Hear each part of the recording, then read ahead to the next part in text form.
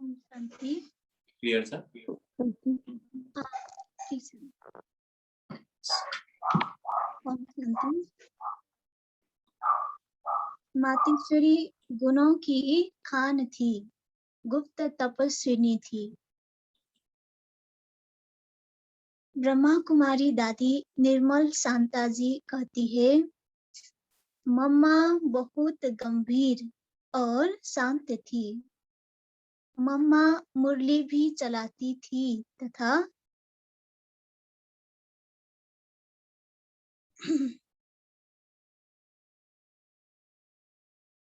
मुरली भी चलाती थी तथा यज्ञ की सारी जिम्मेवारी भी निभाती थी। सब कार्य कराना संभालना उनको ही करना पड़ता था। फिर भी उनके चेहरे, चलन और व्यवहार में कोई भी अंतर नहीं आता था। वे एकदम शांत, गंभीर, मधुर और एक रस रही। उदाहरणार्थ, जब यज्ञ में बेगरी पाठ आया, कई बार खाने के लिए किसी को कुछ नहीं मिला तो कईयों के चेहरे फीके, निस्तेज होते थे। लेकिन मम्मा को खाना मिले न मिले, उनके चेहरे पर सदा मुस्कान, निश्चिंतता, धैर्यता और बाबा पर अचल अटल विश्वास झलकता था। यहाँ तक कि यज्ञ में किसी का शरीर भी छूट जाता था तो भी मम्मा के चेहरे पर कोई बदलाव नहीं दिखाई पड़ता था। जब मम्मा की लौकिक माँ का देहांत हुआ, उस समय भी मम्मा ऐसी रही जैसे लौकिक रीति से वे उनकी कुछ भी नहीं है। एकदम शांत, स्थिर और एक रस। कभी कुछ हो जाए तो मम्मा हमें थोड़ा भी डांटे अथवा नाराज होवे, ऐसा कभी नहीं रहा। हमने तो अपनी इस जिंदगी में मम्मा में नाराजगी कभी देखी ही नहीं। संतरी बहन मम्मा के साथ रहती थी और मैं मम्मा के साथ रहती थी। मैंने मम्मा को तो बहुत करीब से देखा है। शांति एकछिन मम्मा का यो भइसकेको रहेछ।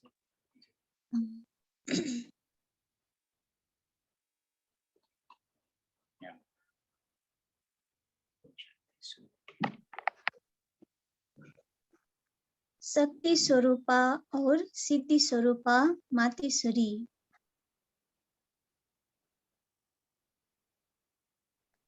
ब्रह्मा कुमारी दादी चंद्रमणि जी अपना अनुभव सुनाती है। मैं कुंज भवन में मम्मा की असिस्टेंट सहयोगी थी। इसके कारण मुझे मम्मा के साथ का संग रहने का, उनसे सीखने का बहुत अवसर मिला। मम्मा के हर गुण मुझे बहुत अच्छे लगते थे। मम्मा तो सच्ची योगिन थी। कभी व्यर्थ बातों में, व्यर्थ कार्यों में समय गंवाए, यह हमने मम्मा में कभी देखा ही नहीं। हर किसी के गुण देखना, अवगुण न देखना, न वर्णन करना, दूसरों को ज्ञान समझाना, शिक्षा देकर किसी का जीवन बनाना, कन्याओं को निडर और शक्तिशाली बनाकर बाबा को समर्पित कराना, ये सब विशेषताएं मैंने मम्मा से सीखी। इस प्रकार हर एक भाई बहन के, छोटे हो या बड़े, गुणों से प्यार करना मैंने मम्मा से ही सीखा। मम्मा की विशेषताएं। मम्मा की समझानी सदैव बेहद की होती थी। उनका भाव सदा अनादि और आदि का होता था। हर बात को, हर व्यक्ति को वे बेहद के रूप में देखती थी। मैं समझती हूँ कि मम्मा में इतने सारे दैवी गुणों की धारणा का कारण यही बेहद की दृष्टि, वृत्ति और भावना थी। मम्मा निर्भय बहुत थी। वह कभी किसी से डरती नहीं थी। शक्ति स्वरूपा थी, सदा योगनिष्ठ थी। कर्मेंद्रिय सदा उनके उनके अधीन थी। वे सबको मातृ प्रेम की भाषणा देती थी। आयु में छोटी थी, फिर भी उनसे बड़ी आयु वाले भी उनको मम्मा कहते थे। इतना ही क्यों, उनकी लौकिक माँ भी उनको मम्मा ही कहती थी। इसका कारण मैं यही समझती हूँ कि मम्मा ही भविष्य में श्री लक्ष्मी बनने वाली है। मम्मा के ओम मंडली में आते ही बाबा ने उनको पहचान लिया था।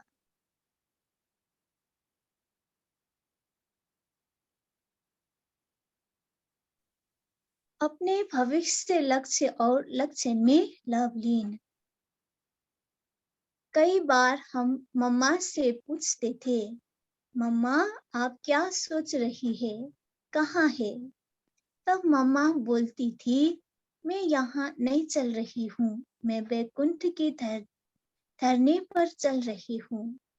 कभी कभी हमें सुनाती थी कि मुझे महारानी श्री लक्ष्मी के रूप में ये अनुभव हुआ।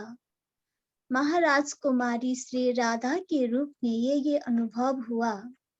अपने भविष्य और बाबा के महावाक्यों पर मम्मा का निश्चय 100% था। बाबा ने कहा, उन्होंने माना और वैसे चलकर दिखाया। मम्मा की हर बात शक्तिशाली होती थी। योग में, ज्ञान में, धारणा में और सेवा में।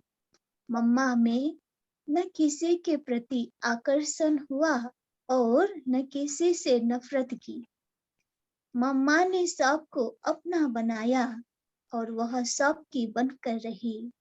इस प्रकार मम्मा शक्ति थी, माँ थी और असाधारण सिद्धि स्वरूपा थी।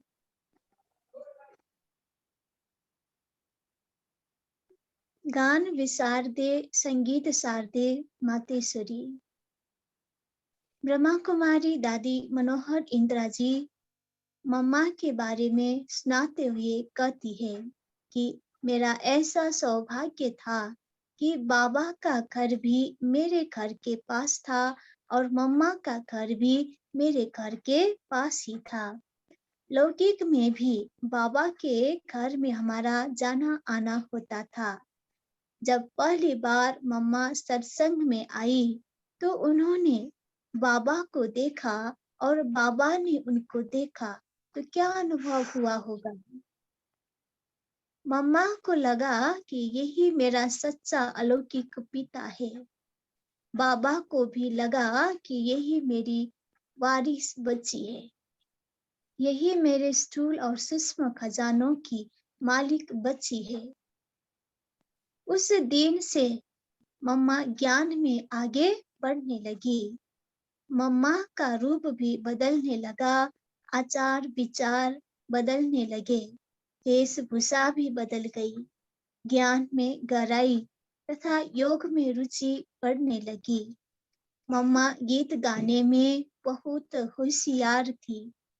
लौकिक में किसी में कोई कला होती है तो वह कला अलौकिक में आते ही वृद्धि को पाती है और वह उस व्यक्ति को आगे बढ़ाती है।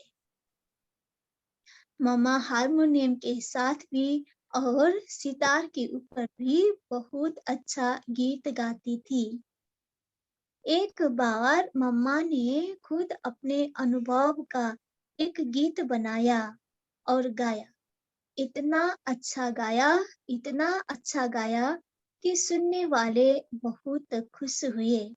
वह गीत मम्मा ने ही सिंधी में लिखा था, जिसका हिंदी में अर्थ इस प्रकार है। हे सखियों, मैं आपको क्या बताऊं और कैसे बताऊं कि ओम मंडली में जाकर मैंने क्या देखा। सखियों, उस सुख का भी मैं कैसे वर्णन करूं। वहां ओम का जो अलौकिक आलाप हो रहा था, वह ऐसे तीर की तरह मेरे मन में लगा कि मेरा मन शीतल हो गया और मेरे गम के चीटों का अंत हो गया।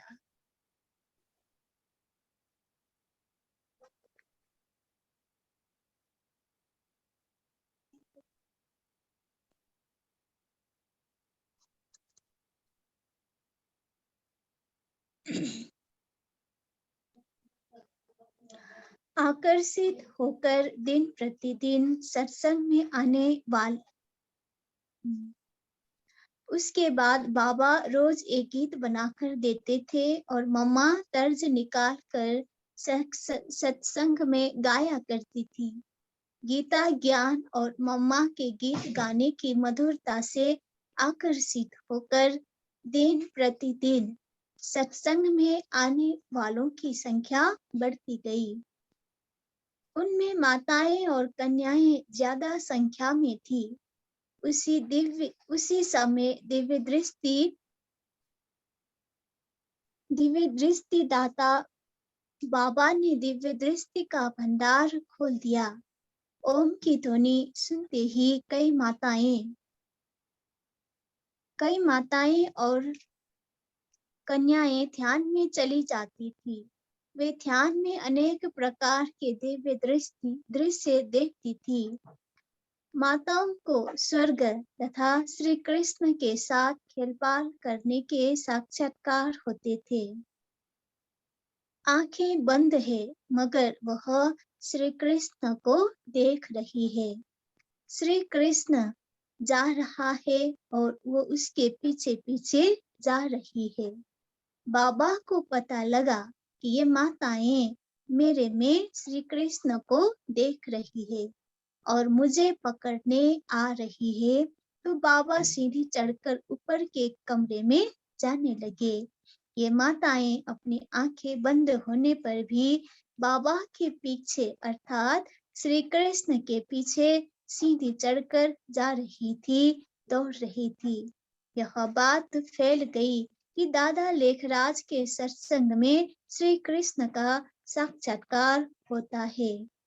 बहुत से लोग आने लगे और सत्संग बढ़ता गया। जैसे जैसे सत्संग बड़ा होता गया, वैसे वैसे मम्मा की जिम्मेवारियां बढ़ती गई। मम्मा का लौकिक नाम राधे था। वह सत्संग में ओम की ध्वनि लगाती थी, तो बाबा ने उनका नाम ओम राधे रख दिया। जब कोई भी किसी माता अथवा कन्या से पूछता था कि तुम कहाँ जा रही हो, तो वे कहती थी कि ओम राधे के पास। क्यों जा रही हो? तो कहती थी कि वो हमें ओम की ध्वनि लगाना सिखाती है और उसका अर्थ समझाकर उसमें एकाग्र होना सिखाती है। इसलिए हम लोग ओम राधे के पास जाते हैं। अपना बंगला और सत्संग की सारी जिम्मेवारियों को ओम राधे को सौंप कर बाबा अपने परिवार के साथ कश्मीर चले गए। मम्मा जब भी सत्संग में आती थी, तो सत्संग करने के बाद वहां कुछ न कुछ सेवा करके अपने लौकिक घर चली जाती थी, लेकिन न कभी प्रसाद खाती थी, न भोजन करती थी। मम्मा सोचती थी कि इससे कर्म का हिसाब बनता है। हम सेवा नहीं करते अथवा कम करते हैं और यज्ञ का भोजन अथवा प्रसाद खाते हैं, तो उसका बोझ हमारे ऊपर चढ़ता है। हमारा काम है सेवा करना, न कि सत्संग में आकर खाते पीते रहना। जब यह बाबा को पता पड़ा कि मम्मा ओम मंडली में कुछ खाती पीती नहीं है, तो कश्मीर से बाबा ने मम्मा को पत्र लिखा, बच्ची तुम्हारा वहां रहना ही बहुत बड़ी सेवा है। तुम्हारे वहां रहने से बहुतों की सेवा होगी। तुमको वहां रहना है और वही खाना पीना है। तब से बाबा की आज्ञा के अनुसार मम्मा ने वहां खाना पीना शुरू किया। नहीं तो मम्मा सुबह आती थी, सत्संग कराकर तथा सेवा कर दिन में अपने घर चली जाती थी। इसी प्रकार शाम को आकर फिर रात को चली जाती थी। जब से मम्मा ने यज्ञ में रहना आरंभ किया, तब से मम्मा में बहुत परिवर्तन आने लगे। बाबा कश्मीर से मम्मा के नाम, दादी कुमारका के नाम और दादी चंद्रमणि के नाम से पत्र भेजते थे। लिखते थे कि यह ज्ञान का पत्र है, इसको पढ़कर धारण करो और साथ साथ सत्संग में सुनाओ। मम्मा तो वैसे कर लेती थी, लेकिन कुछ बहनें डरती थी, तो मम्मा उनमें धैर्य और साहस भरकर ज्ञान सुनाना सिखाती थी। छोटी छोटी कन्याएं करीब 16, 17, 18 साल की बाबा से आए हुए ज्ञान के पत्रों को पढ़कर सुनाती थी। सबको आश्चर्य होता था कि इतनी छोटी छोटी कन्याएं इतना महान ज्ञान सुनाती है। धीरे धीरे मम्मा में इतनी रूहानी शक्ति भरने लगी कि मम्मा जब संदली पर बैठकर अथवा खड़ी होकर किसी को दृष्टि देती थी, तो उनको कभी श्री राधिका, कभी श्री लक्ष्मी का साक्षात्कार होता था। जिस प्रकार अलमाइटी सर्वशक्तिमान बाबा ब्रह्मा द्वारा श्री कृष्ण का साक्षात्कार कराकर सबको यह स्पष्ट करा रहे थे, यह बाबा ही भविष्य में श्री कृष्ण अथवा श्री नारायण बनेंगे। उसी प्रकार ओम राधे द्वारा सबको श्री राधा और श्री लक्ष्मी का साक्षात्कार कराकर यह स्पष्ट कराने लगे कि यही भविष्य में श्री राधा अथवा श्री लक्ष्मी बनेगी। आगे चलते चलते मम्मा में पालना का गुण प्रकट हो गया। सिंध में व्यापारी लोग व्यापारार्थ विदेश जाते थे। जब पुरुष लोग विदेश गए होते तो माताएं घर में अकेली होती थी। अतएव उन्होंने सत्संग में आना शुरू किया। सत्संग में आते आते वे ज्ञान की धारणा भी करने लगी। उनका हाव भाव बदलने लगा, जीवन सादा और सरल बनने लगा।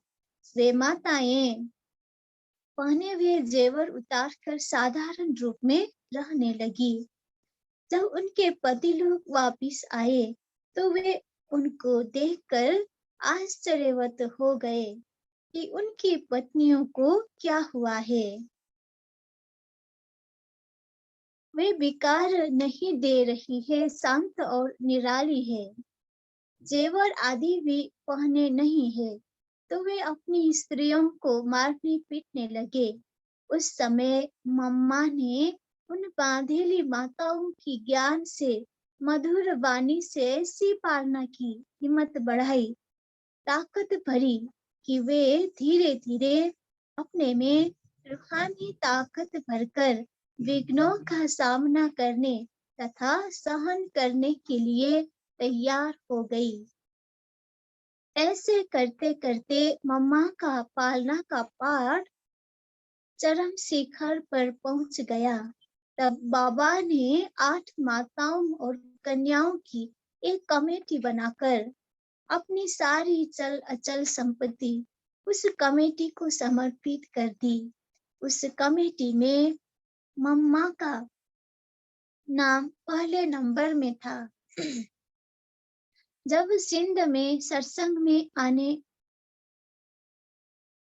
वालों की पवित्रता की धारणा के कारण हंगामा हुआ, तो बाबा ने कहा कि सत्संग में आने वाली कन्याएं और माताएं मम्मा के नाम से अपने घर वालों से अनुमति पत्र लेकर आए। उस स्वीकार पत्र में यह लिखा रहता था, मैं अपनी बेटी को ओम मंडली माता अथवा ओम राधे माता के ज्ञान अमृत पीने और पिलाने के लिए खुशी से छुट्टी देता हूँ। इस प्रकार मम्मा कन्याओं और माताओं में शक्ति भरने वाली और उमंग उत्साह बढ़ाने वाली साक्षात दुर्गा माँ थी।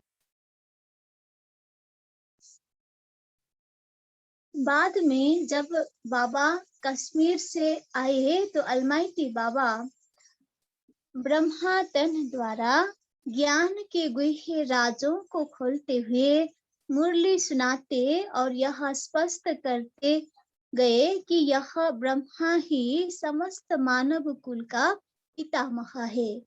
यही भविष्य में श्री कृष्ण तथा श्री नारायण बनेंगे और यह ओम राधे ही जगदम्बा सरस्वती ब्रह्मा की बेटी है। यही भविष्य में श्री राधे तथा श्री अनुराधे लक्ष्मी बनेगी। तब से मम्मा के रहन सहन, बोलचाल, आचार विचार, व्यवहार में बहुत शालीनता और गंभीरता आने लगी।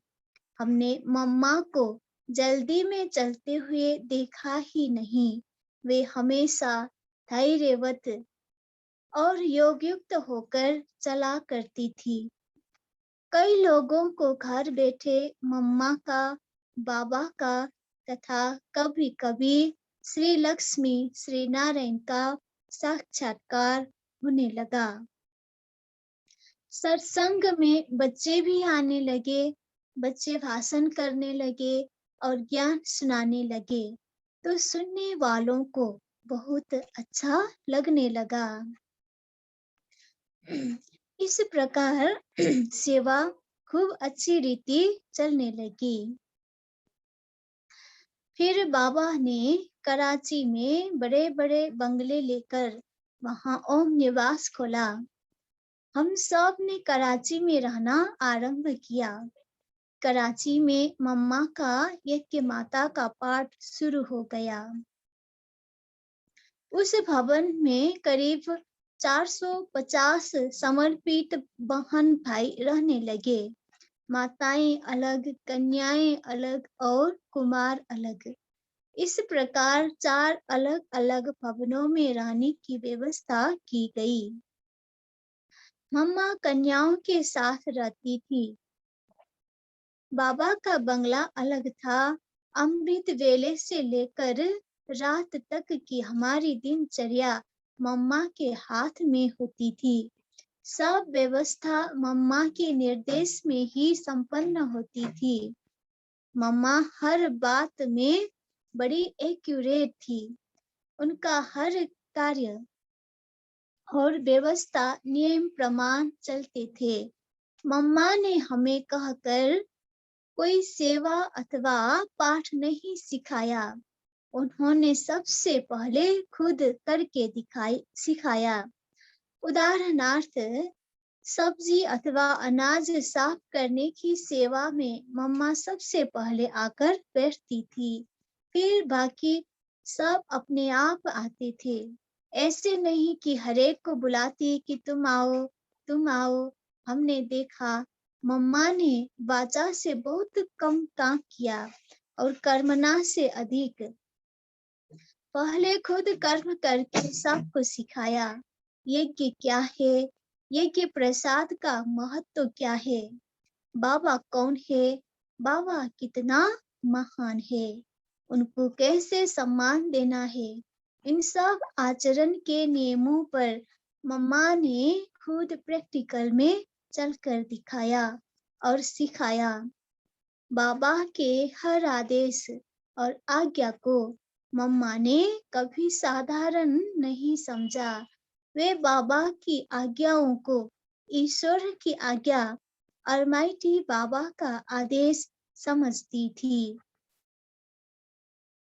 मम्मा को बाबा के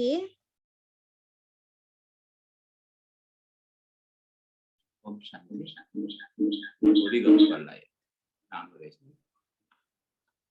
धेरै धेरै रहेछ भोलि यहाँबाट गर्नुपर्ला हुन्छ त्यति यति नै रोक्नु कन्टिन्यू भयो तपाईँ कार्य अलमाइटी बाबा का आदेश समझते थे यहाँसम्म भएन पेज नम्बर 53 एकछिन हामी बाबाको याद मम्माको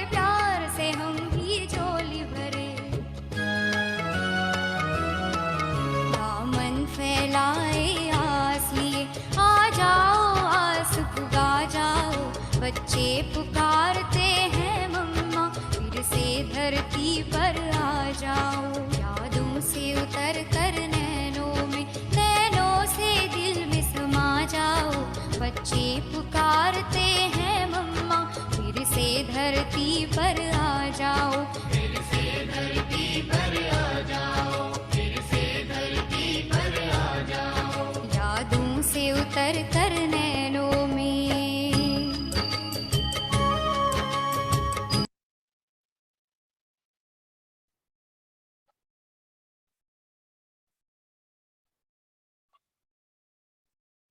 ओम शान्ति अब हामी केही कुरा सुनेको कुराहरू सेयर गर्छौँ मम्माको विशेषता को भन्नुहुन्छ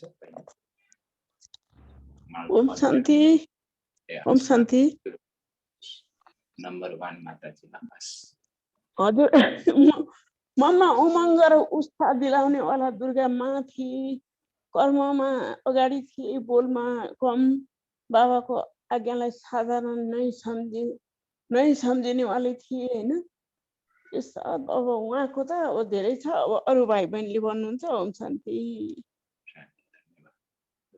ओम शान्ति भाइजी ओम शान्ति अब मामा बाबाको हर शब्द ज्ञानमा र बाबाको हर बोलमा निश्चय 100% निश्चय बुद्धि हुनुहुन्थ्यो उहाँ एकदमै कर्मयोगी सेवाधारी यज्ञमा सम्पूर्ण सेवा गरेर पनि यज्ञ प्रसादले पनि आफूमा बहुत चढ्छ भनेर आफ्नो घरमै गएर नै खाने जबसम्म यज्ञमा आफूले बसेनन् तबसम्म यज्ञमा पनि नखाएर अहोरात्र खटेर यज्ञ सेवा गर्ने एकदमै सेवा भाव भएकी थिइन् उनी निरन्तर योगिनी हुनुहुन्थ्यो अरु हर कुरामा भावनामा बेहदको बुद्धि बेहदको भावना एकदम निडर र योगी आत्मा हुनुहुन्थ्यो योगिनी हुनुहुन्थ्यो उहाँ र उहाँले आफ्नो सम्पूर्ण समय कुनै पनि समय व्यर्थ चिन्तन व्यर्थ कुरा व्यर्थ समय बिताउनु भएन लगातार बाबाको यज्ञ र एकदम बाबाका महावाक्य सुन्ने र सुनाउने कर्ममा नै आफ्नो समय व्यतीत गर्नुभयो ओम शान्ति दिदी हुन्छ सुरु मम्माको चाहिँ अनुहार र चलनमा पनि व्यवहारमा पनि कुनै पनि अन्तर हुँदैन थियो हैन एकरस अवस्था हुनुहुन्थ्यो शान्त स्थितिमा रहनुहुन्थ्यो र मम्मा त सच्ची योगिनी पनि हुनुहुन्थ्यो र कहिले पनि व्यर्थ बाटोमा व्यर्थ कार्यमा कहिले पनि समय गमाउनु भएन मम्माले अनि मम्माको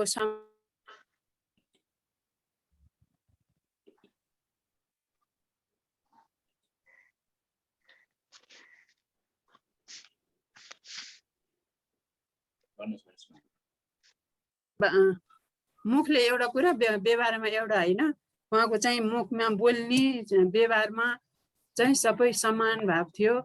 अनि उहाँमा चाहिँ आफ्नो अर्को भन्ने थिएन, त्यस्तो सबैलाई समान भाव भएर मम्माको रूपमा सबैलाई पालना दिनुहुन्थ्यो।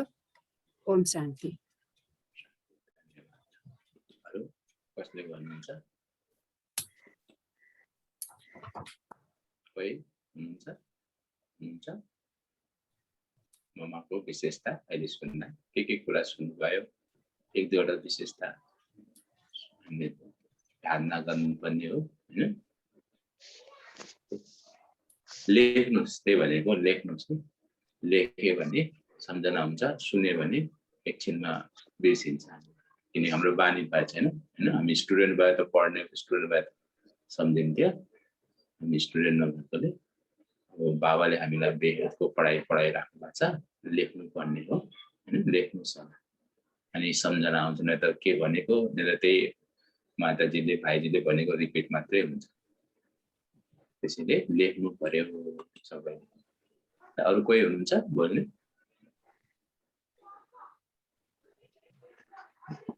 बिना दिदी हुनुहुन्छ? ओम शान्ति। हजुर, आज चाहिँ मैले अलिकति कोही पोइन्ट्स टिपेँ भने हाम्रो जुन चाहिँ अब मातेश्वरी अम्मा चाहिँ, जगदम्मा चाहिँ अब उहाँ चाहिँ गुणको एकदमै खानी हुनुहुन्थ्यो र एकदमै गुणको खानी भएर अनि यज्ञको जति पनि यज्ञको सारो जिम्मेवारी चाहिँ उहाँले लिनु भएको थियो र पनि उको एकदमै अथक है, एकदमै मेहनती परिश्रमी भएर पनि यति बिहानदेखि बेलुकासम्म काम गरिरहनु भयो। यो सबै जिम्मेवारी उहाँ आफैले लिनु भएर पनि उसको फेस, उसको मुहार चाहिँ जहिले पनि एकदम हर्षित हाँसिरहेको एकदम होइन त्यस्तो हुन्थ्यो। उसलाई कहिले रिसाउनु भन्ने कहिले जानेको थिएन। रिसाउनेहरूलाई पनि उसले हाँसेर नै बोलेर नै अब जित्नुहुन्थ्यो उहाँको है।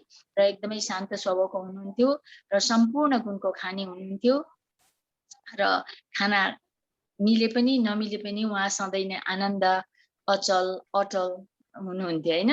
मैले खानु पाएन भनेर रिसाएर यस्तो होइन, अरूलाई बरु दिएर म आफू भोकै पनि उहाँ बस्नु सक्ने त्यस्तो उहाँको त्यस्तो शक्ति थियो। र उहाँ चाहिँ एकदमै शक्ति स्वरूप पनि हुनुहुन्थ्यो र सिद्धि स्वरूप पनि हुनुहुन्थ्यो मातेश्वरी।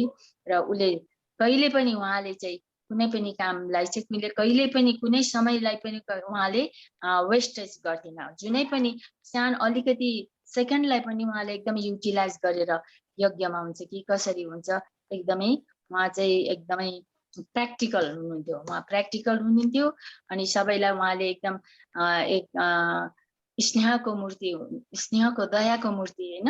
सबैलाई दयाको भावना देखाउने, आफू पनि एकदम दयावती भएर अरूलाई पनि दया देखाउने त्यस्तो किसिमको सबैलाई प्र्याक्टिकलमा नै ल्याउनु उहाँले चाहन्थ्यो।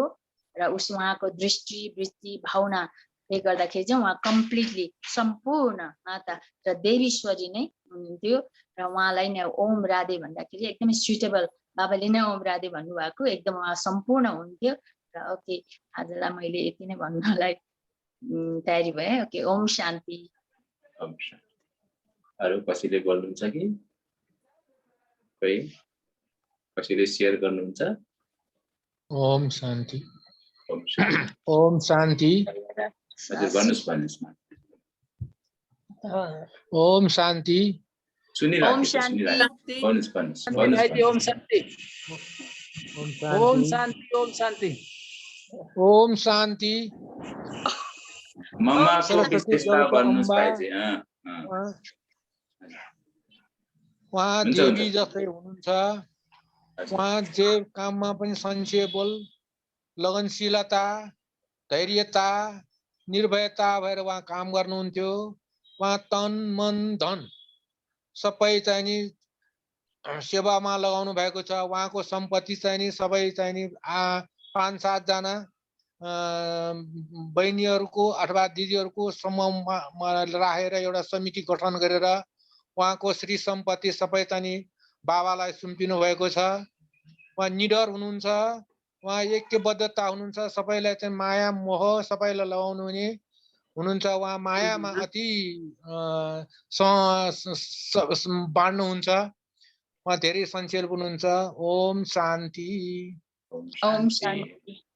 हामीले एउटा करेक्सन गर्नु पर्यो हैन भाइ चाहिँ मामाले 1 पैसा पनि लगाउनु भएको थिएन हैन बाबाले ब्रह्मा बाबाले गर्नु भएको हैन मम्माले तन मन मात्रै लगाउनु अनि धनको सेवा कसरी भयो त बाबा उहाँले सेवा गर्दै जान्छ अरूहरूले धनको सेवा गर्दै त्यो मम्माको नै भयो हैन त्यो हामीले पनि त्यस्तै हो यदि हामी तन मन नै गर्छौँ धन नै गर्नु छ भने कसैद्वारा हामी धन सेवा गर्छ भने कसैले बाबाको बच्चा बनेर गर्छ भने त्यो हाम्रै खातामा जम्मा हुन्छ हैन ल अनि अच्छा मलाई चाहिँ मैले चाहिँ दिएको 3टा कुरा थियो हैन बाबाले अघि पनि भन्नुभयो समयलाई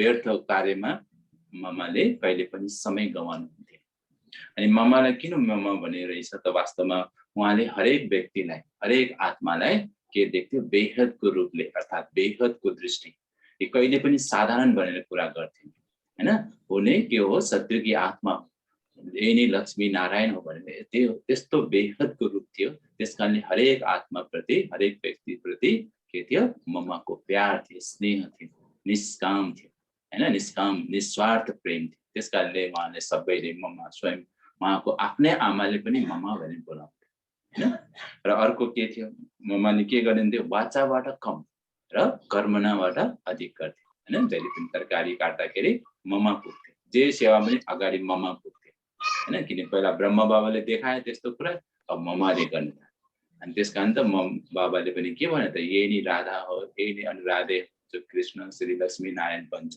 भनेको यही त्यसैले हामी पनि त्यस्तै सेवामा बेहदको सेवामा के हुनु पर्यो ओम शान्ति र हामी 9:30 बजे हामी भेट्ने छौँ एउटा गीत सुन्दै जाउँ थ्याङ्क यू ओम शान्ति ओम शान्ति सबैलाई ओम शान्ति ओम शान्ति सबैलाई भरे भेटौँ सबसे प्यारी शीतल सी है चितवन तेरी जैसे चांद चमकता रूहानी जैसे चांद चमकता रूहानी तेरी बाणी याद करे जब सबका दिल भर जाता करुणा की वो देवी माँ का रूप